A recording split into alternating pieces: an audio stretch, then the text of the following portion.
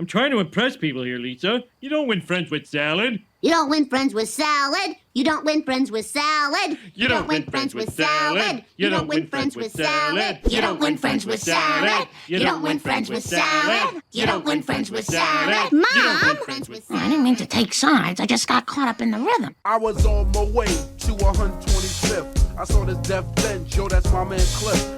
I love adult animation, and some of my favorite characters are the ones that have no friends. Representation matters. We've seen a lot of characters like this, and I felt like there were some patterns worth analysis. So for this video, I wanted to talk about the concept of the adult animated loner character, some examples from shows that I love, like Coach McGuirk, Bob Belcher, Chris Griffin, and Marge Simpson. Marge! Marge happy as hell she ain't got no friends. And how each of these iconic cartoons handle this kind of character different than one another. Yes, home movies is iconic, argue with your mother. She might not know what the show is, but I'm sure she can piece it together through context. This is the adult animated loner. Genius video title. I know, niggas start getting a little creative once the bags start rolling in. If you want to skip the intro, go to this timestamp. No, but seriously, it's about like 35 seconds. This ain't televised, they telling lies, but promise I won't. We've been patronized, they taking lives, I'm on my way home. Relax my mind about half the time I'm watching cartoons. Fort Knox, how I'm locked in my room. Of course they resemble my skin when I watch too. Hypnotizing, tannic, how I frolic through the vibes. Okay, dreaming mama's proud as if she looks through Penny's eyes. I'm a man of the house like Oscar. You deceive, I believe need Oscar. James Earl, when I speak, I'm a fosser. Gotta swerve in the streets, never block us. I go, feel more, just try to make you feel more. Through the halls I felt scorns. Looking at me cause I don't like what you like, you feel torn. Should've smacked your light slick back, you ain't seen pimpin' before. For the stars I shoot pimpin', no boy, you best set the score.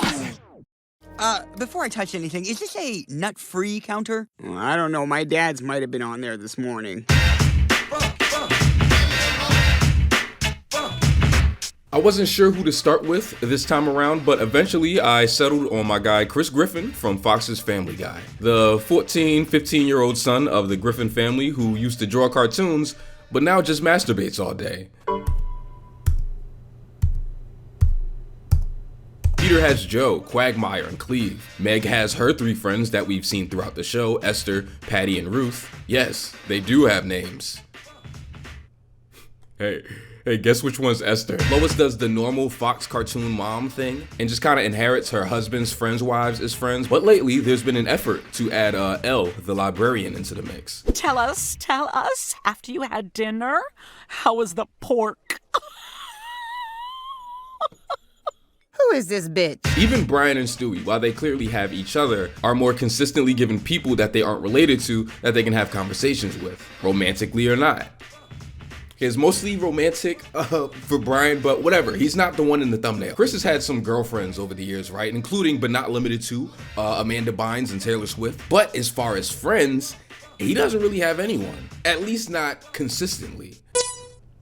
I need you to be so fucking for real right now. Chris has had some unnamed friends that he'd hang around at the top of the show. Like the ones that he loots the sex shop with in season 5's Prick Up Your Ears. And a few incidental looking ones in later episodes, like this deaf Nazi kid from season 11's Friends Without Benefits, whatever the fuck that's about. Bill's, kind of conservative. Kind of? But none that ever stick around long enough to actually become characters. For a while, he'd always chop it up with Carl from the convenience store, one of my personal favorite characters right next to my son Corey from Corey's World, and they'd always talk about movies. These honestly have always been some of my favorite early moments from the show. Alright, so like you see a hot girl, and you're like, okay, I appreciate your exterior beauty because you've definitely worked at it with the clothing and the jewelry. But secretly, I'm just like, hey man, where is the chase and how do I cut to it? Wow, you're smart. What? Chris worked at the store with Carl for a little bit, so that's how we see them together so often. But Chris doesn't work there anymore, despite us never seeing him quit or anything. And because of that, these two haven't been seen talking to each other in well over a decade at this point. So in season 13's Once Bitten, the B story, yeah, that's how much they care about this nigga having friends, they made it the damn B story, has Chris becoming friends with Neil Goldman, a nerd at their school that has a crush on his sister Meg that's been a part of the show since season 2. These videos are very funny because it's just me giving context to like the most normal stuff ever. Like, who the hell don't know Neil Goldman? Hey Chris, I noticed you were sitting alone. You mind if I join you? Sure, we both have hats. Makes sense. On paper, and honestly even in execution, this pairing makes so much sense. Chris and Neil have a lot of similarities despite being in different grades. They're both loser characters who people commonly belittle or count out. And they're both voiced by Seth Green. So realizing that they have two characters like this and letting them find community with each other is just good writing. Shit, if they wasn't so scared of Cleveland family, they could have added Junior to the squad too. I mean, he like they age. Yeah. It feels kind of weird having someone join me for lunch. Well, it's only natural, Chris. You and I are social exiles. We're the Khaleesi and Jorah Mormont of this school. Sure, I'll agree to keep the conversation going. We get a little of Chris and Neil together as friends for a bit, about as much as a B story would allow, until it becomes pretty clear that Neil was just using him as a gateway to hang out with Meg. You know, if I didn't know better, I'd think that fish are ghosts. And I'd also think you're putting the moves on Meg. Neil finally goes on a date with Meg, but he can't quite get how he made Chris feel out of his head. Skill issue, bro. This nigga thinking about the homie on a date. Get a grip, little nigga. You used me just so you could date my sister. Oh my God, Chris? I'm so sorry. What have I done? I would have at least finished the movie. Chris ain't going nowhere. It ain't like he got friends. Neil goes to apologize to Chris, saying that while he was initially only in it to get with Meg, he realized that he was missing out on a really great friend. So what do you say, Chris? Can we hang out again? Yeah, I'd like that, Neil. And then they never hung out ever again.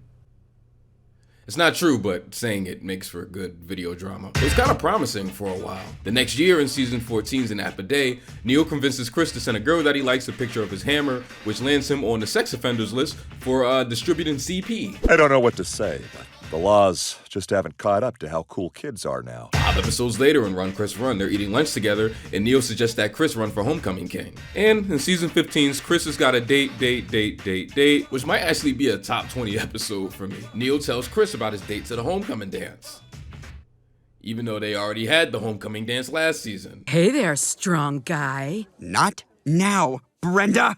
Other than that, me or the Dan the Man Show can't think of any other episodes where they're together. And that's really a shame. The ones that I just listed aren't even stories. It's like one scene per episode. You never see Neil again in any of these stories. Chris is different from everyone else in this video because I think he's the only one without an in-universe explanation for why he doesn't have friends, or why the friends that he does make kind of end up separate from him after a handful of episodes and gags. There's no story about Chris quitting his job at the convenience store and never talking to Carl again. There's no episode where him and Neil decide to go their separate ways. I do think that Chris is at his funniest when he's with a family member like Stewie or Peter. That's probably why there's been no real effort to make any characters that they give him consistent. But I also think that there's a lot of untapped potential in his relationship with Neil. I think that there's still some fun to be had with his movie conversations with Carl. He's a character that always seemed a bit aimless direction-wise, and I never noticed how bad it was until I had to break down all of his relationships. But I don't know, this could just be me trying to push my agenda so we could get more Carl. All right, you guys like impressions? Here's that guy Bob from Bob's Burgers. Hi, I'm Bob from Bob's Burgers. This would have been a fire transition clip, but we're gonna talk about Marge next. That's true.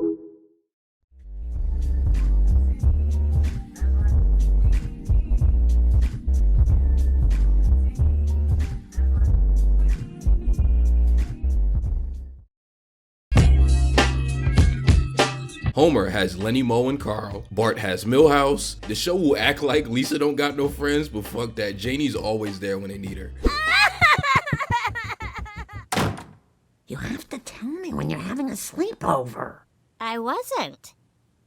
Look how many names she has. Just pick one, y'all. What the fuck? But for a show with over 800 episodes and almost 14 seasons, it's pretty weird that Marge has never had a consistent long-time friend. Every once in a while, they'll have her have a meeting or a get-together with a bunch of women in town, and they'll treat it like a little squad, but it never actually feels like these women are her friends and are just there as an easier way to push the story forward. Like, it's not like we know much about her relationship with, like, Dr. Hibbert's wife or something. It always just kind of felt like they overlooked that and just did nothing about it. Homer, please, you know it's hard for me to make friends.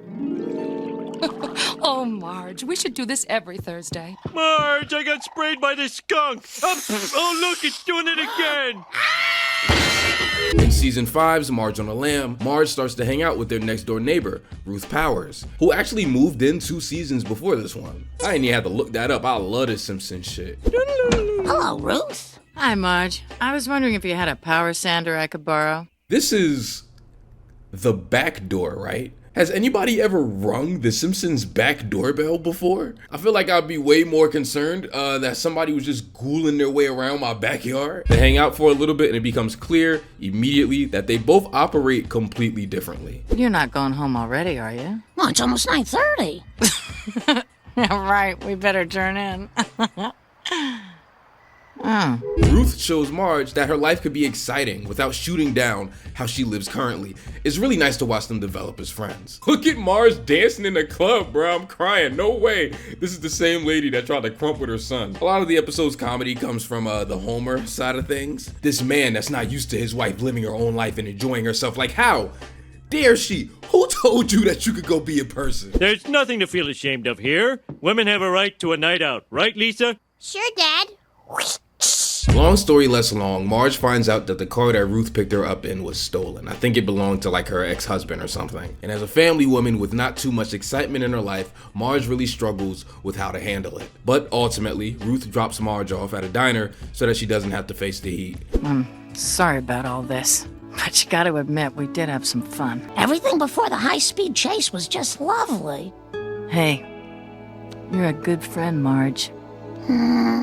But after a change of heart, Marge joins Ruth again so that she doesn't have to face everything alone. Marge, what are you doing? Ruth, I've done a lot of thinking, and I really consider you a friend. And an important part of friendship is...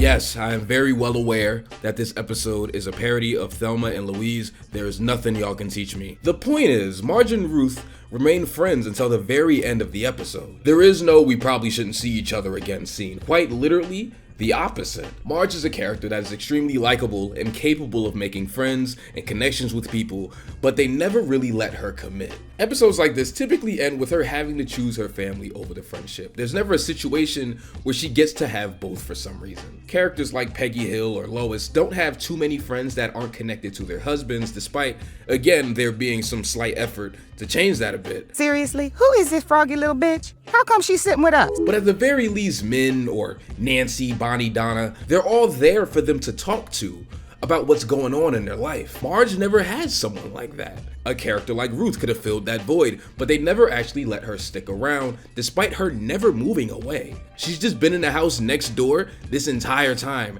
and they just don't speak or hang out anymore. In season 14, Strong Arms of the Ma, Marge sees her during her little traumatized fitness arc, calling her my old neighbor, implying that she might have moved away. She's buffer and says that she went to jail for a little bit, which would honestly make sense considering how Marge on the Lamb ends. I got this body in prison. I was Miss Mexican Mafia 3 years in a row. Keep in mind that Maggie is still 1 year old here, just like the last time we saw Ruth. She also talks Marge into taking steroids. But if you'd rather be weak and helpless... No! But in the ways we were, one of the episodes I actually spoke about on the Adult Animated Loser. Thanks for 200K on that, by the way. Shout out to everybody that didn't understand the joke about Stan. It's okay, I'm sure they'll open up the schools back eventually. No old heads left behind. She says that she's just been there the entire time and just has not heard from Marge. You haven't stopped by to say hello in 25 years. And I live next door. Keep in mind that Maggie is 1 year old. Season 7, Scenes from the Class Struggle in Springfield, is my favorite episode of the entire cartoon, or at least is my go-to answer whenever I'm asked. And it gives us a different version of the Marge with Friends story. It's more about her struggles with being accepted, wanting to feel like she belongs in a group of women. In what I think is the very first instance of a Simpsons episode being both written and directed by women, Scenes from the Class Struggle in Springfield follows Marge after she splurges on herself by buying a marked down Chanel suit from an outlet mall. Since Homer doesn't want to go out and do something nice, she wears it around town while she's running errands just to feel something, anything, until she runs into an old high school classmate at the Quickie Mart. Marge, you look wonderful. And to think I heard you married Homer Simpson. I did marry Homer. We ran with different crowds. You had your debutante balls and skinny dipping, and I had my home shoe repair course. Marge, come fix my Jordan 4s. My dog chewed on them a little bit, so now the Nike logo is sitting weird. Evelyn invites Marge and the family to come fuck with her and the homies at this very rich, very stuffy country club. And when they get there, you can really see Marge actively trying her hardest to fit in. She even makes the family do it. This is clearly very important to her. Please, Lisa, we so rarely get to do things like this. And everybody, please be on your best behavior, but no grifting. Aw, raspberries. Marge is walking on eggshells the entire time. She works so hard for these women to like her, to not upset them in any way, practically begging to fit in, to the point where she even contemplates whether or not to beat them at cards. We've got a winning hand. We can take the rest of the tricks. Ooh, you better be careful. The purpose of this game is to make friends. You don't make friends by winning. Still, there's nothing more popular than a gracious winner. Don't ask me, I'm just here. Your head stopped 18 inches ago. You cannot tell me that this isn't the funniest fucking joke ever, bruh. I lost my mind the first time I saw this. As the episode goes on, Marge catches a little heat for only having one expensive looking suit. We could have stopped them if you had changed to a different suit. I thought perhaps changing suits had gone out of fashion. Marge? This leads to her altering the suit a bunch, which she is very great at, might I add. Like, this is undeniable talent. But sadly, they can see right through it. I'll be there with bells on. Bells?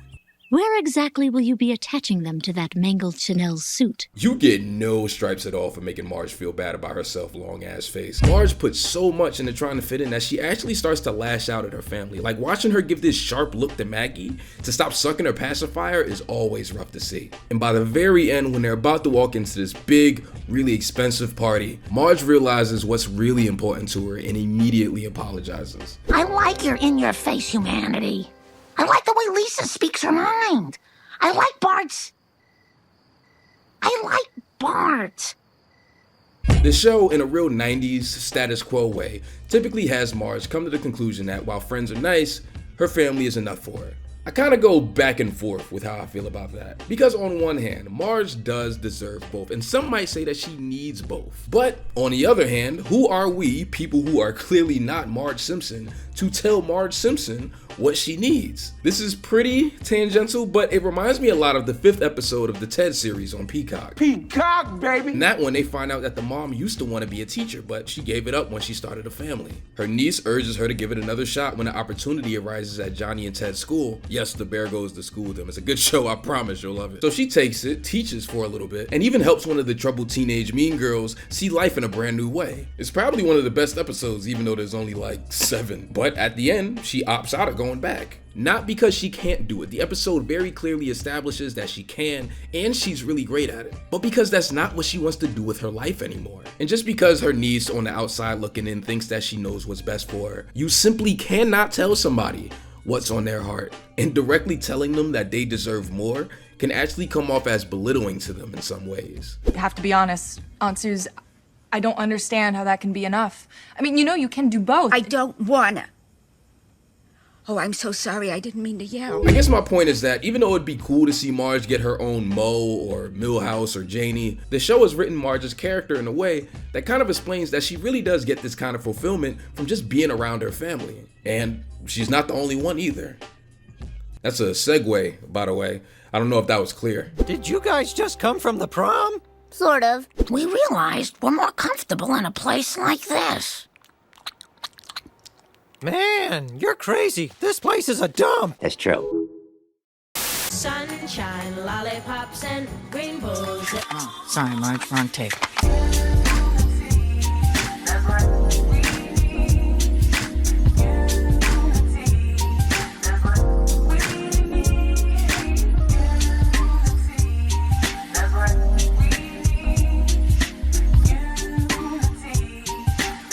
They start fucking, it was gross.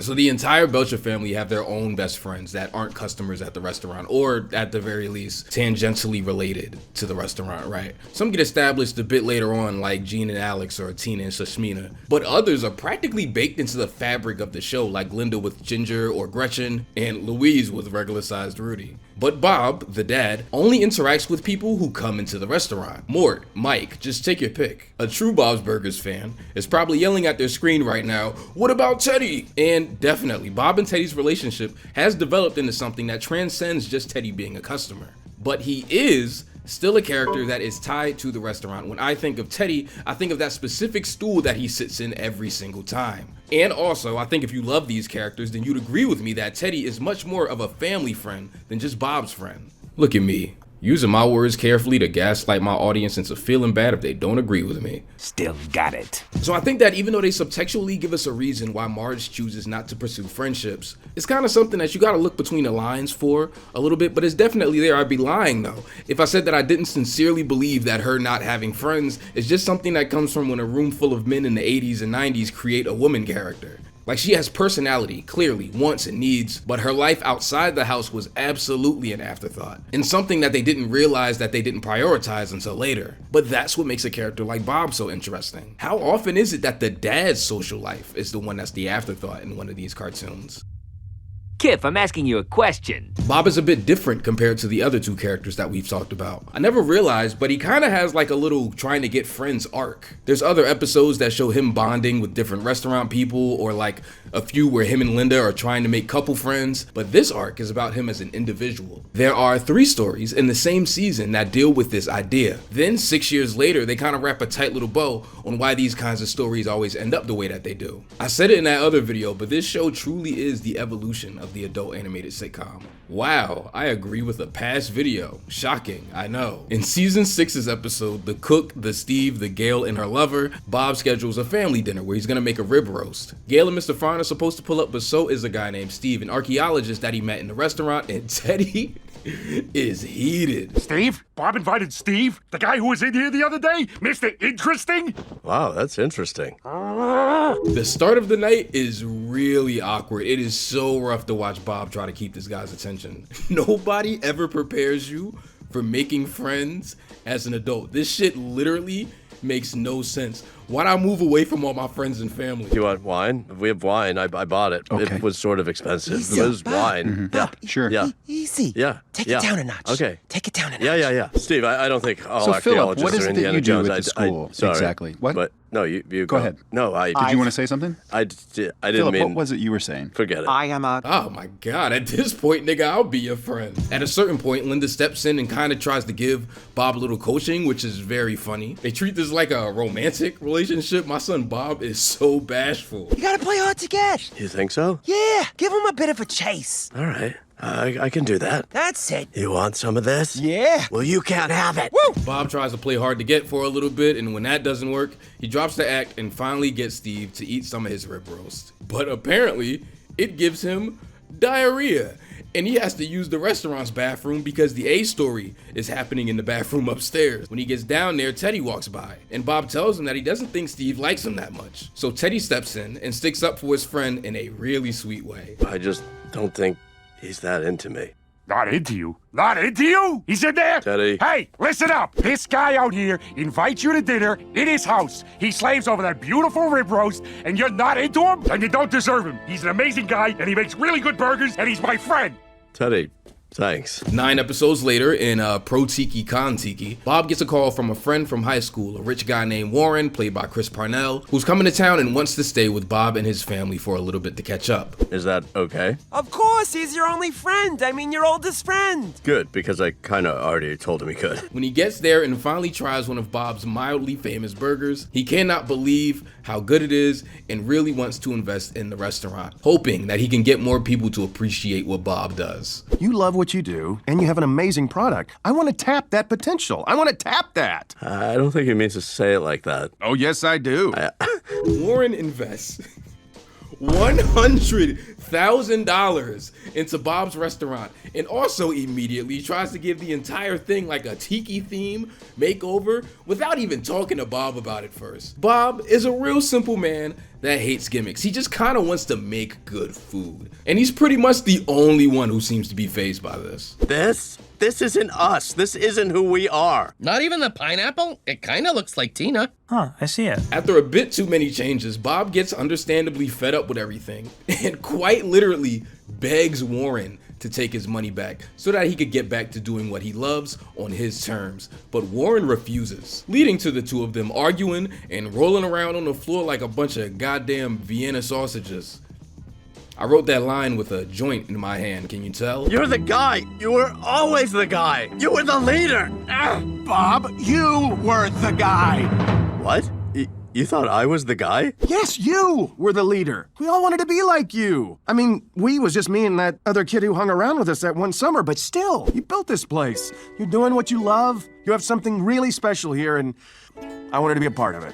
And the episode ends with the two remaining cool and Warren just going back home, but he's never really brought up again. Look, man, all right, I know this is not the point of the episode at all, but like, he couldn't have just kept the bread. Like, after Warren apologizes and says that he shouldn't have changed anything to get it on Bob's dream, he could have still invested in his friend and just trust his vision. Maybe, I don't know, buy them restaurant equipment so they don't have to fucking rent it like they've apparently been doing for the entire run of the cartoon. Imagine just renting your entire career, their whole futures hang in the balance of whether or not this bank feels like renewing their loan. No. Huh? What if I just rented my laptop every time I had a video to edit?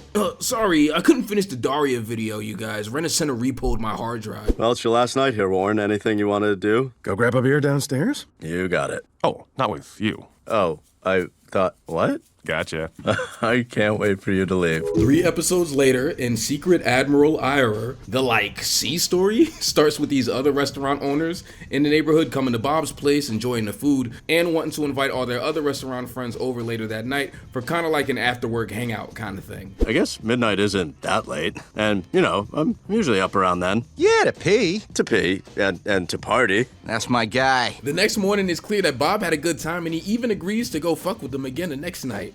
But he cannot fucking hang. It's not even gradual. You can tell he never caught BET Uncut. It was fun, Lynn. Last night, I think I found my people. All right, I'll be right back. I just have to throw up a little bit. Bob keeps going out with them every night because he just can't say no in an endless cycle of no sleep. And even though he feels like these are his people and he's having the best time, this is clearly eating away at his brain. Bob is too damn old to be out at 2 a.m. He should be at home sleep with the ID channel playing Forensic Files on the TV. This nigga finna die. Well, it was nice knowing you, Bob. I'll take good care of Linda and the kids for you. Thanks, Teddy. I always thought this Bob plot was really fun, but rewatching this episode and having to focus on that aspect of it, it's kind of a bummer the way that it just fizzles out. I feel like this could have been an opportunity to maybe do a story where Bob has a talk with the younger chefs, saying that he likes to be around them, but he's older, so maybe he could see them in moderation. He doesn't even try to talk to him. He just can't help the peer pressure,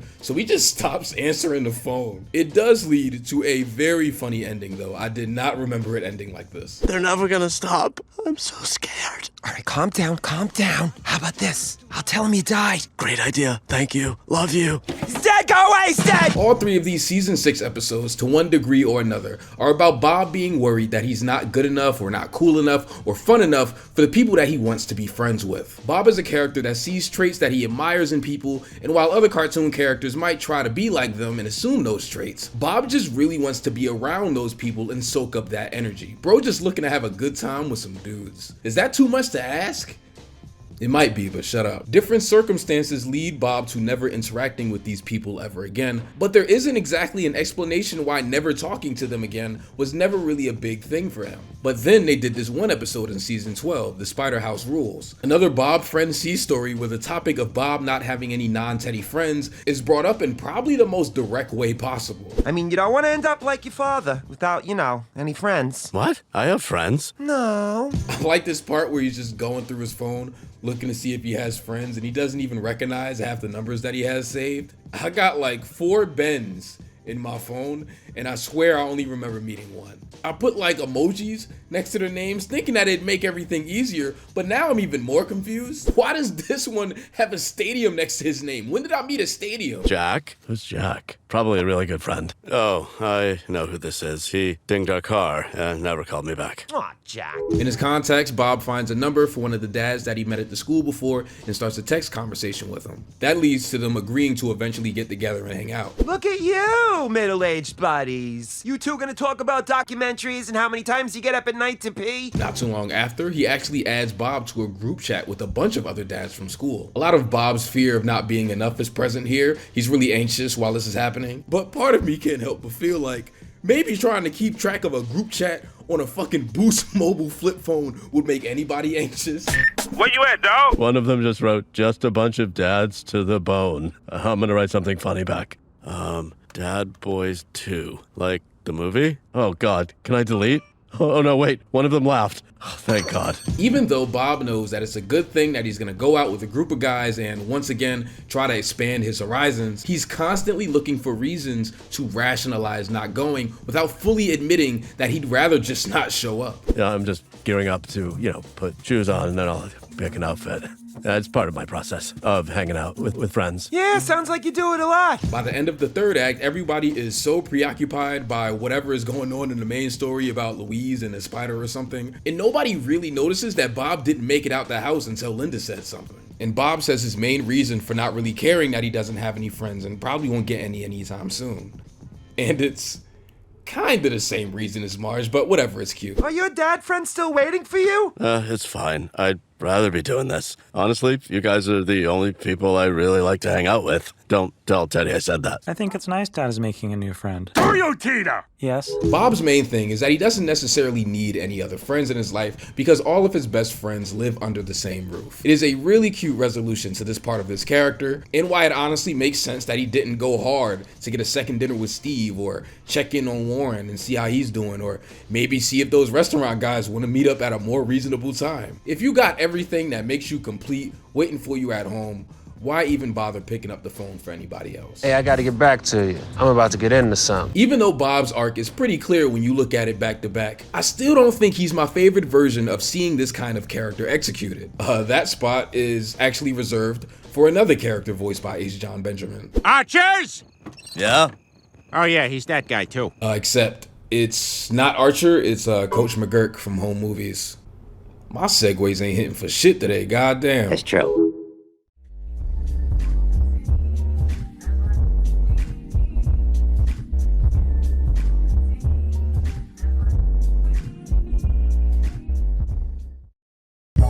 Alright, so today's indie animation highlight is a little show called Toward Galaxy's End. That's true. After dying in a car accident, Ami is given a second chance at life under the condition that she must return as an ancient species. She chooses a space vampire, and upon finding out that there are 6 other girls just like her, she sets off to form a magical girl group. Nice, I love magic. Shout out Houdini. Wait, I meant...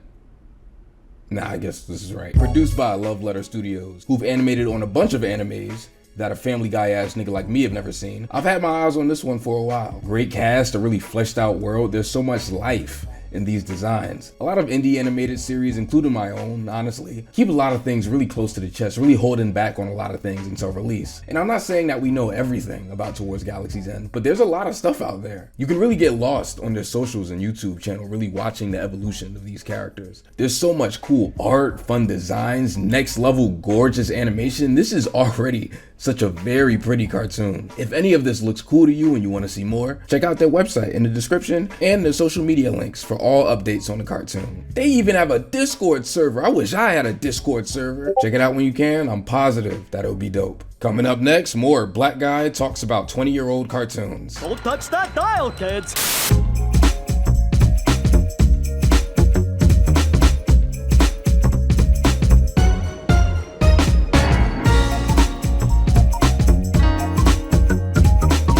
To stop him, but then I thought, why?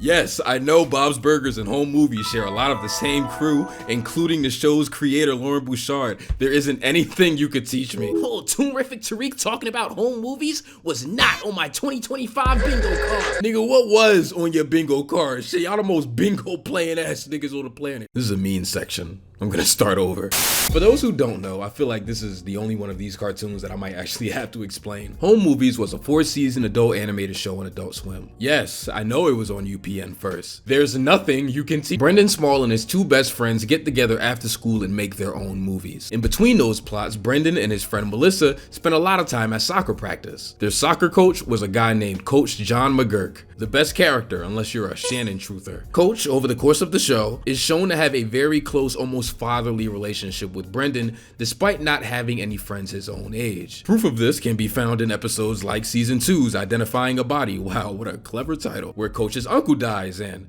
guess what he has to do? Go on, guess. Where are you going? None of your business. On second thought, who wants to come with Coach McGuirk to identify a body? Anybody? Coach takes this 8-year-old child that he is not related to go identify the body of an uncle that he never met. This is like when my geometry teacher took me with her to go get a tattoo of Kermit the Frog. Yeah, she said a lot of angry, violent things about Miss Piggy too. Like, I understand ACAB, but damn, Miss Logan, all pigs? In the episode, Brendan has a bunch of money on him because he's participating in a walkathon for school where he collects money for homelessness. So it's very funny to watch these two bullshit around actually going to identify the body and instead spending all of this money that clearly isn't Brendan's. Look, I'll get the gas, but that's it. Look, I'll get the soda, but that's it. Look, I'll get the bagels, but that's it. Look, I'll get the pants, but that's it. After spending all of the money, Brendan and Coach go to hear what Coach actually inherits from his uncle after his death, thinking it'll be enough money to cover all the costs, and then he finds out that he was a sausage maker, so he just leaves him one sausage, not even a pack. It's like all dripping and shit. Oh my life. I think it's kind of easy to look at this story and think that Coach only brought Brendan around just so he could spend all of his money. But I honestly think that this is one of the many episodes that you can point to show you that Coach kind of sees Brendan as an adult. And because of that, they have this really interesting yet kind of wholesome trust in each other that lasts throughout the entire cartoon. I feel like Coach spends a lot of home movies trying to force friendships. The only one that seems to happen organically is his friendship with Brendan, which one is still connected to his job, and two does also include multiple instances of him trying to force his way into different aspects of Brendan's life. That's just the kind of guy that Coach McGuirk is. He never waits to find out if he's welcome somewhere or if he's pushing a boundary. He does the thing first and then finds out that he was an inconvenience after. This is really evident in 3 episodes. In Season 2's hiatus, Coach tries to talk Brendan's teacher, Mr. Lynch, into going with him to Mexico. Mexico. Interesting. What did you say? I said interesting. For spring break, despite the two not being more than just cordial co-workers. Lynch tries to talk Coach down, even quite literally saying that their personalities are so different that they probably shouldn't travel together. But Coach forces Lynch to go with him, and now they can't even figure out where their hotel is. McGuirk, look at the book. Lynch, you know Spanish. No comprende. You're the one who taught me. Ask him where our hotel is. Where's the hotel? No, in Spanish, Lynch. Where the... 9 episodes later in Pizza Club, Brendan and his dad that he doesn't get to see that often do this little thing called Pizza Club, which is just a cute way for them to meet up, eat pizza, and catch up. Coach shoots down the entire idea of a pizza club and sheepishly asks if he can be in Brendan's in pretty much the same breath. Pizza Club? Yeah, it's a club that me and my dad started because we're fond of pizza. It's a club? Yeah. Well, that sounds so stupid. Yeah. I like pizza, Brendan. Brendan tries to explain to him that it's just something that him and his dad invented as a cute way to spend more time with each other, but that doesn't really click for Coach. To him, his closest friend just told him that he's not invited somewhere, and he instantly gets offended, like immediately. It borderline happens in the same shot. You're saying that I don't belong in your club. I guess you have a private club that excludes people. Coach is not a solid role model whatsoever, like not even close, and I don't even think the show tries to paint him as one either. But the one thing that's consistent about him is that he's present for Brendan, especially in comparison to his own father. It's an idea that they play with throughout the entire season, and it's no different in this episode. You know, Brendan's great out there on the field. You should, yeah, it's funny, I haven't seen you at any games. Coach spends a lot of the episode begging to be a part of Pizza Club, even inventing his own with Walter and Perry, 2 kids from school, until ultimately Brendan and his dad let him join because he just so badly wants to feel like he belongs. The only time he feels like that is when he talks to Brendan, and he felt like he'd lose that if he wasn't a part of the club. Very funny to be talking about a man that's in his 40s while talking about some of this shit. You know, I haven't been in a club in a while. Just, wow. It's all right, I'm sorry. Hey, have some pizza. Huh? That's what we're here for. Nah, nigga soft. McGuirk is a complicated man. Yes, he really is. He's He's a loner that can't really be alone. Yes. Yeah. That's true. Season 3's episode For His Company, Coach, Lynch, Brendan's mom Paula, and Melissa's dad Eric all one by one see each other at the grocery store and do the very annoying adult thing where you see people that you know while you're out, so you all just kind of stop what you're doing and have a long ass awkward conversation like you ain't got shit to do. Well, so apparently you like beans. Yeah. Seems as if you have 6 big cans. Yes, sir. 6 cans, yeah. So, wow, you like beans, huh? Yeah. Wow. Whatever joke you're thinking of, he's already done it. Really? Yeah. What are you gonna do with all those beans? Huh? I'm gonna eat them. Going to Bean Town?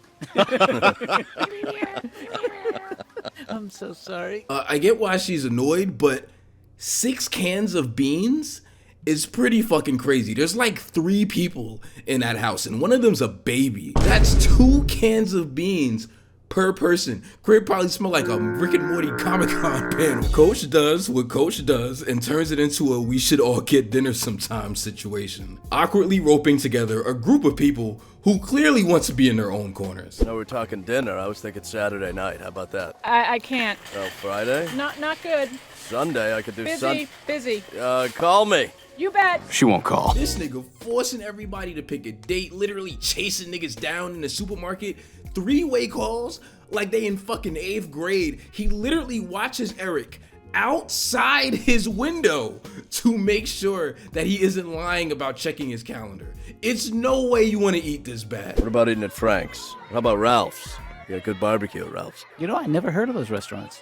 Oh, you want to go to a restaurant? The characters in home movies are probably more alive than any other cartoon. A very funny thing to say about a show that's animated like this, but that allowance that the cast was given to ad-lib and be a significant part in rounding out the identity of these characters really led to every last one of them feeling like a fully developed person that you'd meet on the street. When I look at Coach McGuirk in comparison to the other characters that we talk about in this video, Bob, Marge, Chris, remember when I talked about Chris this video long as hell? I think he's the only one where him not having friends doesn't feel like something that they just overlooked and acknowledged as the series developed like Bob or Marge. With those, right, pay attention to how late in the show that they are. More seasons in than either show thought that they were gonna get when they started. That's a fact. But Coach is actively forcing himself into Brendan's life for companionship as a loner that just can't be alone as early as the very first episode. It sincerely feels like Coach not having friends goes hand in hand with the show's themes of togetherness, of found family. To the point where if he actually did have friends,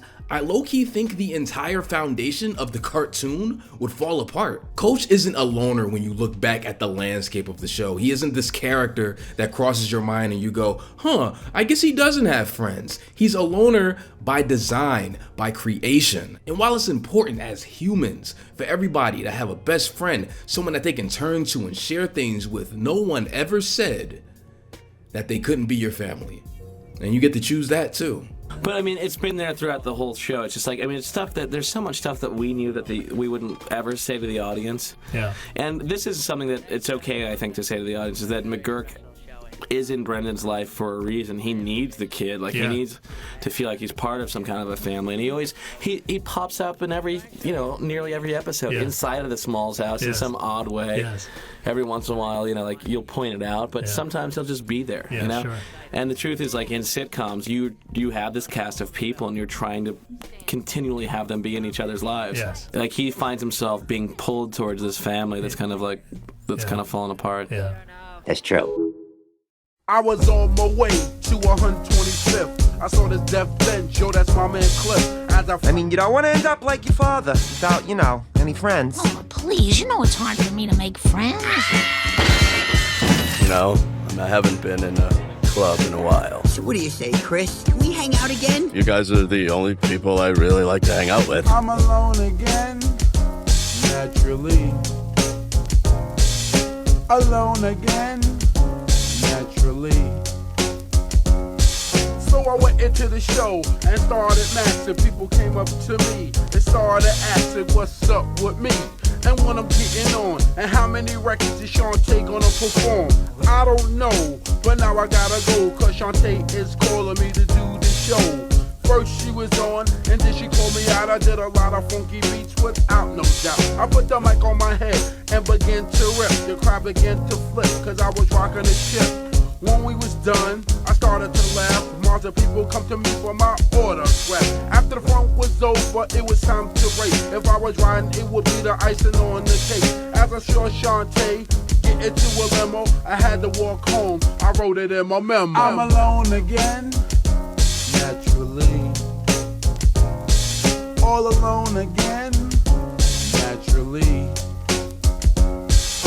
Now I'm alright, nothing to worry. Wherever I wanna go, I get there in a hurry. That's right, I'm big time, very well known. Now I'm saying rhymes instead of beats on the microphone. Right about now, I'm gonna explain. It was Cool VT, this one, and the Big Daddy Kane, doing shows all together as one group. None of us acting big-headed or soup.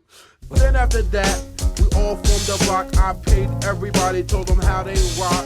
They all grabbed their props.